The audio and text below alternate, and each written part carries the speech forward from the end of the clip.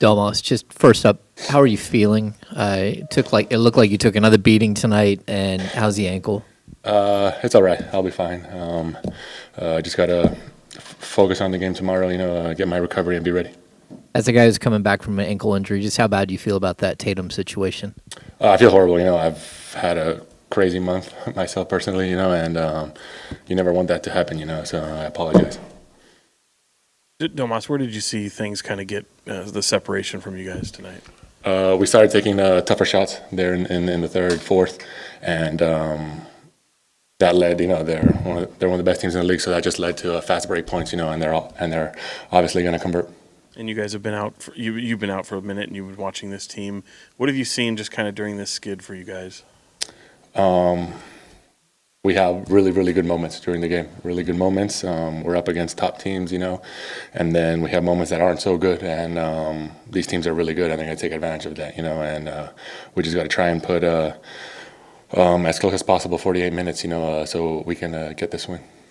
Thomas, how much are you guys aware that the distance between you, the Suns, and the Mavs for that 9th and 10th spot in the standings are right now? We're aware. It's a very tough position, and every game matters, and we just got to play our best basketball and win the most games we can to stay out of that. Disappointing. The areas that we need to really be good in is creating extra possessions. That would be offensive rebounds, turning them over. Weren't able to do that at a really high level, and then we have to shoot threes at a real higher clip. Not necessarily. I mean, obviously you want to make them, but they attempted 50. We only got up 24. So points of emphasis. Unfortunate 7-point play. Don't see that too often, but yeah. It doesn't get any easier. You got a game tomorrow and against the best team in the league. So you got to lick your wounds, come back, and be ready to roll. Now, you talked about getting the number of threes up more. How do you guys do that as an offense? Well, especially against teams that are reading, it's got to be 1-2 dribbles at the most. Can't get too far in the paint. Just kick it out. It's the same recipe when we played them in Boston and shot more threes than them. So just the ability to move the basketball. You can't hold on to it too long. You got to make quick decisions. You got to be ready to shoot when you catch the ball. I thought that we passed up some. I have to go look at it, but we didn't pass up 26, but the ability to make sure that we are shooting threes and getting them up at a higher clip. I mean, my number for Keegan is 10. He only got up 5. Zach is at least 10. He only got up 5.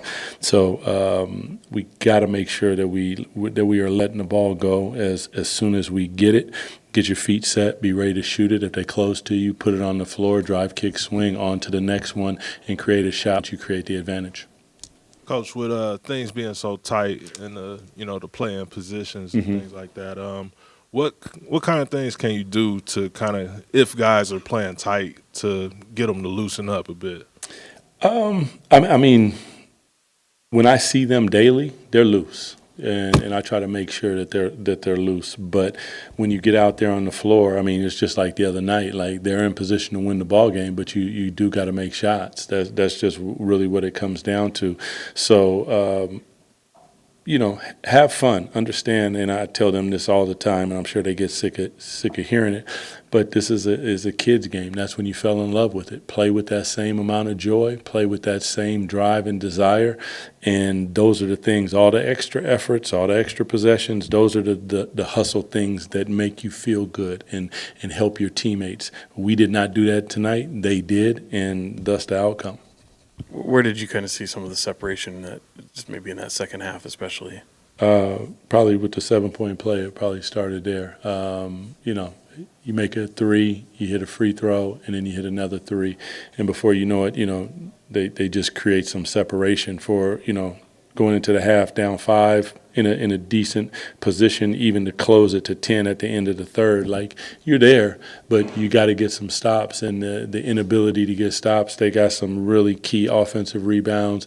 The kick out to the Schreier kid in the corner for three, like, those are the ones that really break your back. Those are the things that when we played there, we had 17 offensive rebounds. So we were flying around. Tonight we didn't fly around at the level that you need to beat and compete against a world championship team. Yeah, and to that point, I mean, obviously you have some steep opposition. Is there kind of a yin and yang to this team right now during this kind of stretch where it's been tough to find victories?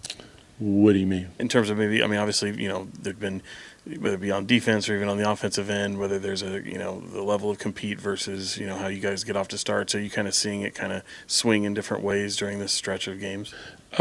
I mean, I think that it kind of goes like that for everybody. When we played them there, they were probably in a swing. And really, to be honest with you, in our league, except for the super elite teams, it's the teams that are playing well and peaking at the right time. And that's what you got to do. When we are playing at a really high level, we can compete and beat anyone in my estimation. What makes it tough is, guys keep getting sick, guys keep getting hurt, and you got to bring them back, but then you can be rusty in different things. But we have to live with that because those are our guys, and we trust our guys, and we're going to roll with them. So you just have to find a way. You have to find your energy sometimes. You have to create shots sometimes. And once you find something in the game that works, you got to milk it until they figure something else out. And the other night we did not do that. Tonight we were a little better at it, but the hustle plays, the making sure that we're getting loose balls and all those things. Those are the areas that, just looking at it, I got to go back and watch the tape. But listen, they competed, but like I told you guys before, 80% is not good enough for this team. We have to be 90 plus. We can't fall asleep for a 4-minute span, a 5-minute span. We got to make sure that we're taking good shots.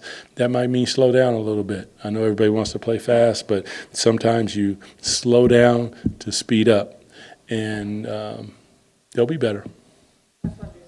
Doug, you look at the two conferences, and like in the East, you've got teams that are 10, 11 games under 500 that are in the play-in picture right now, and in the West, you've got 11 teams that are right there at either close to 500 or better. Can you just speak to the level of competition out here and just how tough this conference and this race is? For a long time, Jason, it's always been that way. I've heard pundits talk about, the best 16 teams or now it will be the best 20 or whatever it is, shouldn't make it. It's tough. The Western Conference is an absolute animal, but we'll be better for being in it because you're facing elite competition every single night. And going down the stretch, we got the best of the best coming in. And whether that's Eastern Conference and you got Cleveland, you got, these teams coming in, Boston, now OKC, Eastern Conference, high level, Western Conference, high level. It just happens to be the timing of what it is. So we have to find a way. First of all, compete, which we did, but you can't do it for a half. You can't do it for 3 quarters. You got to make sure that you do it for 4 quarters, and then you have to have the ability to close the ball game. We have closers, but we got to put ourselves in position to do that.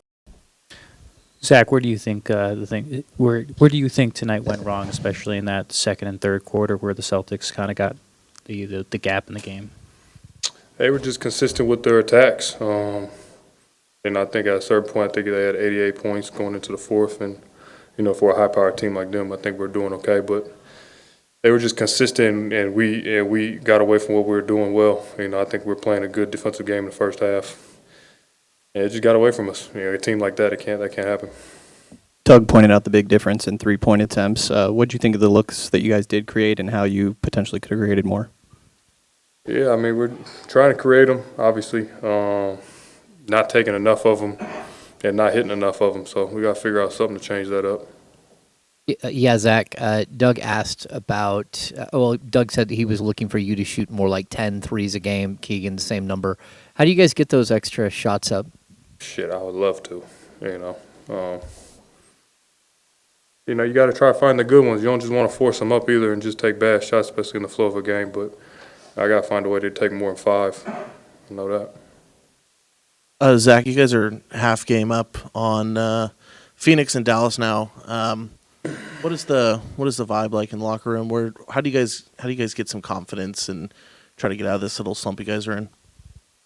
I mean, the vibe is not good. You know, it shouldn't be. We're not happy with the way we've been performing, individually and as a group. And you know, the games aren't going to stop us at the point of the season now. We're you know, it's nut crunching time. So figure out how to get a win. You know, we're playing good in spurts, obviously, but you know that doesn't win you a game. So you know we understand the standings, but we just got to take it one game at a time and figure out how to get one. We can't look too far ahead in that, because if you do that, we're going to just keep snowballing like the way we are. Zach, speaking of the race and how tight it is, just what's your assessment of the West and how, how daunting, how tough this conference is, being a guy who's, been in the East for quite a while? Yeah, I mean, I was in the West too at the beginning of my career, so, some of the best teams in the West, but, you got to play everybody. I could care less of what conference. You just try to win games and get yourself in position and your team in position to win.